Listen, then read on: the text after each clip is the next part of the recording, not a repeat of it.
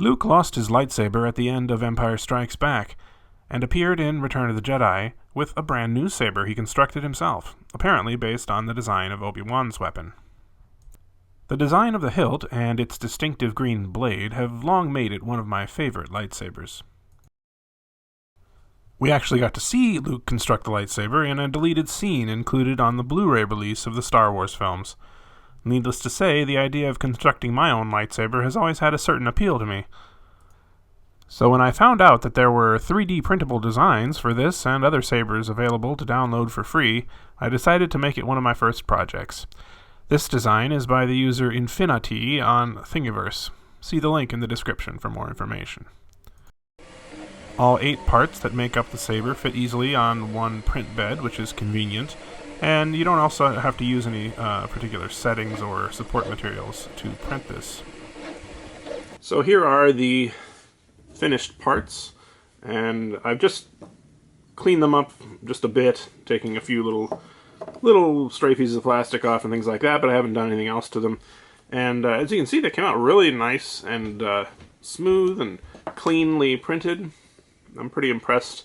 This model that I'm using has been designed to use minimal supports, and I think, they've kind of maybe sacrificed accuracy a little bit for ease of printing, which is okay. You don't have to have any support materials basically for the whole thing, and it'll still, print something like this perfectly, which is pretty impressive.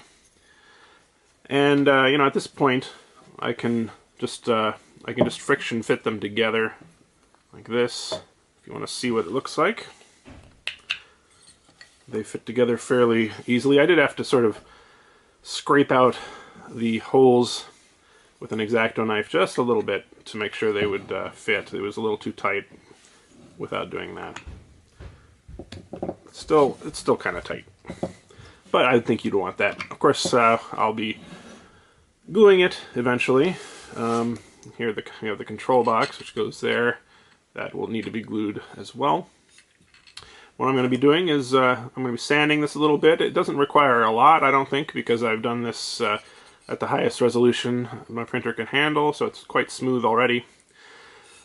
But I'm going to sand it out a little bit, prime it, give it some coats of spray paint, and see how it works out.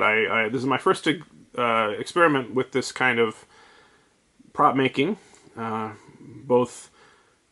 I've never really done anything like this with 3D printing, but I've also never really done anything like this with spray paint and using weathering techniques and things like that. I'm more of a paint with a brush kind of guy, but I'm very interested to see how it turns out. I've been learning a lot from other YouTube channels like Punished Props and Handmade Props, and there are a lot of techniques that they've used that seem fairly easy and effective. So, well, that one's tight.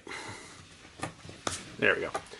I'm going to give it a try, and we'll see how it goes. And here is the finished saber.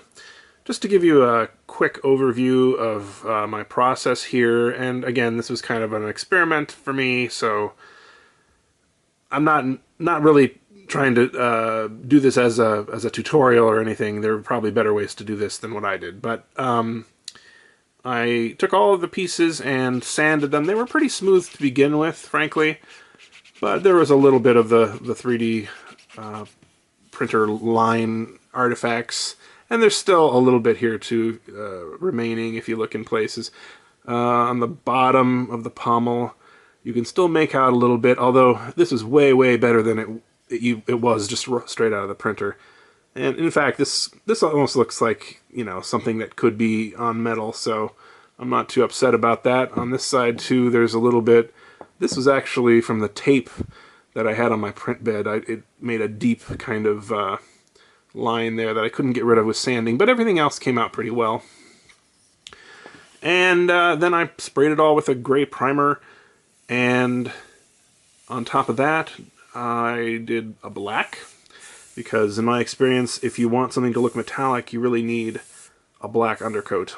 And then I masked off some places. like here and here and the top here.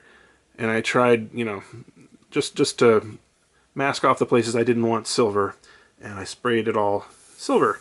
And, I was really impressed actually when I first sprayed the silver, because it came out really reflective looking and metallic. I used a Rust-Oleum metallic silver. I don't know what the exact name is, but looked good. Once I finished it, by putting on some black paint and stuff to give it a little bit more depth and weathering, it kind of dulled the reflective nature of it a bit, but it still looks pretty good. My biggest problem was this section right here, which is the ridged section here. I wasn't sure how to handle that. I tried, my first instinct was to try and mask off these black parts and then spray silver on top of that, but it was just impossible for me to do that because of the shape of it. The tape wouldn't stick. So what I eventually ended up doing was spraying some of the silver paint on a piece of cardboard and rolling this over it so that I would get just the raised parts silver. That didn't work that well, frankly. It was uneven in the amount that I applied, and it was also uneven in terms of how much it went into the ridges here. So I did have to go in and basically touch this up, or almost basically repaint the black parts with a brush. But after that, it came out all right, I think. In fact, I basically went over all the black parts with a brush just to get it looking a little bit more even. This part here is sort of a bronze color that, well, I used a bronze spray paint, but I wasn't too happy with how it came out. It was too dark, so I used gold on top of that with a brush, and that actually came out looking pretty good. And that too.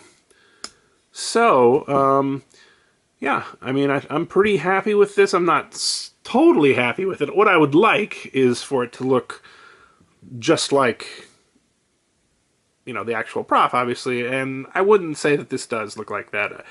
It doesn't look like convincing metal to me, but it looks reasonably good. And for a first try, I think it's not bad at all. I'd like to try this process with some other props later on. And, yeah. The whole thing probably took me a couple days. Mostly because you have to wait, for the various layers to dry and things like that. I did put a gloss coat on the top of this after everything was done and dried. So, yeah, I'm going to display this in my office with, I have a few other Master Replicas things. This won't quite fit in with those, but, it's not bad. So, thanks for watching, and hope you'll stay tuned for other 3D printing projects in the future.